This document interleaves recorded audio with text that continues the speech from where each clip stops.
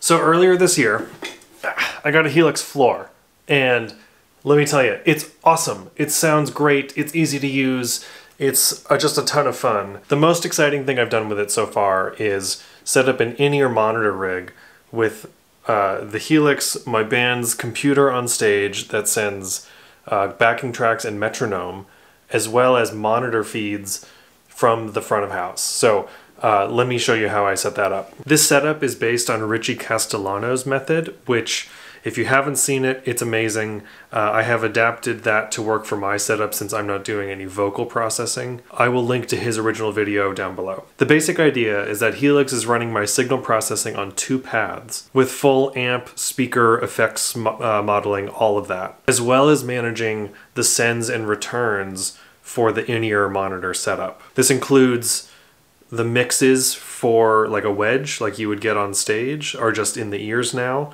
To do this, like I said, you'll be using the send and return bank on the back of Helix. There are 4 sends and 4 returns. When I first got the Helix, it was easy to assume that this meant effects loops, which of course they do. But the thing to really remember with sends and returns is that they are entry and exit points that you can put in your signal path for whatever you want. So for example, each return is effectively an input, and each send is effectively an output. You could run 2 guitar rigs with 2 different guitars, or a guitar and a bass rig, all in the same preset if you wanted. So for the IEM rig, your guitar goes into the guitar input like normal, and then send 1 goes out to front of house, right? We're not using the 1/4 inch out, we're not using the XLR out, because with the click track setup, that would allow for the click to go out to the main PA, and we don't want that. So send 1 goes to the board, and then after that is the output, which you're going to mute entirely. That send 1 can either be a 1/4 inch line directly to the board, or I would also recommend getting a DI box and then connecting a 1/4 inch patch cable from the Helix to the DI, and then run an XLR out to the board. Now the sound guy has your signal fully processed, fully affected, mic'd up as though it's on stage coming out of a guitar cab. Next, you're going to get a monitor send from the board, and that's going to go into one of the returns on the back of your Helix. For me, I use return 3 because it's all the way on the other end, and it helps me keep my cables organized on dark stages. So that return, that monitor return from the board, is what would otherwise go into a floor wedge, right? A typical speaker on stage that you're using to hear yourself. That line is going right into your Helix now instead. You may need an adapter for this. I got a 1/4 inch to XLR adapter to allow for that, because most of the time the monitor return from the board will be XLR. And then lastly, I get a 1/4 inch line from our computer on stage that runs our metronome and our backing tracks into return 4, or any of the returns, however you choose to set it up. So what I get then is in my ears, which are connected to the headphone out on Helix, is my guitar, which is coming by way of the soundboard, the click track, the backing tracks, as well as the mix, the monitor mix for all my other bandmates. It's crazy. And so because what you're hearing in your in-ears is managed by the sound person, you can just say, oh, I need a little more vocal, I need a little more snare drum. They bring it up in the mix and you get it in your ears managed through the Helix. Okay, so I've got my Helix connected over USB and we're running HX Edit here.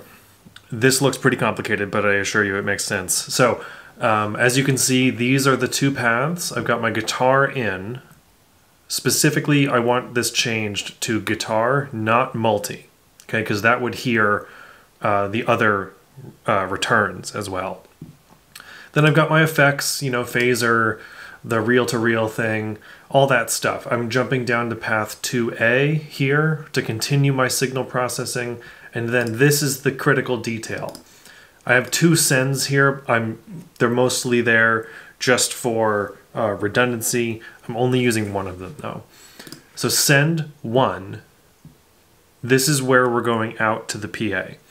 Now, multi-out is set to mute. It's negative 120 dB because that send is a split in the signal but it continues after that, and I want it muted after the send. So the send is basically the last thing in the chain. This is like a manual output. Then down here, I've got a third block, a third path. And to do that, you just drag whatever you want down into a third path. I've got the input set to none, and then I've got returns 3 and 4. I've also got an EQ block down here. If I need a little tweaking of what I'm hearing, I usually leave it pretty flat though. It's currently set to neutral.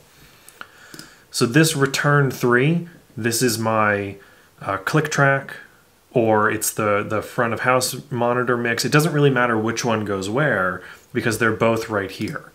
And so now I can, on Helix, I can change the mix if I need a little more monitor, or if I need a little more click, or if I need just, I can blend these two together. By default, they're both set to 50%, which works out great. So from there, my guitar signal goes out, it comes back to me, I'm hearing it through my in-ears. I'm also hearing the computer with the click and the backing tracks, all managed in Helix. And I can say to my sound person, give me more bass guitar, give me more kick drum, I need a little more of my guitar, whatever it might be. And they blend that to taste, just as you would with a floor wedge. So with all of that in mind, I think then the easiest thing to do is to make presets, Helix presets, for all of the songs you're going to play with the entire rig duplicated. I do this because we play to the click track, which means all of my delay tempos are synced up to that, and I can change subdivisions and all of that kind of stuff while staying locked into that click track with the rest of the band. If you're curious, this is what one of our click tracks sounds like. This is from one of our songs called Do You Want to Be Afraid? Afraid.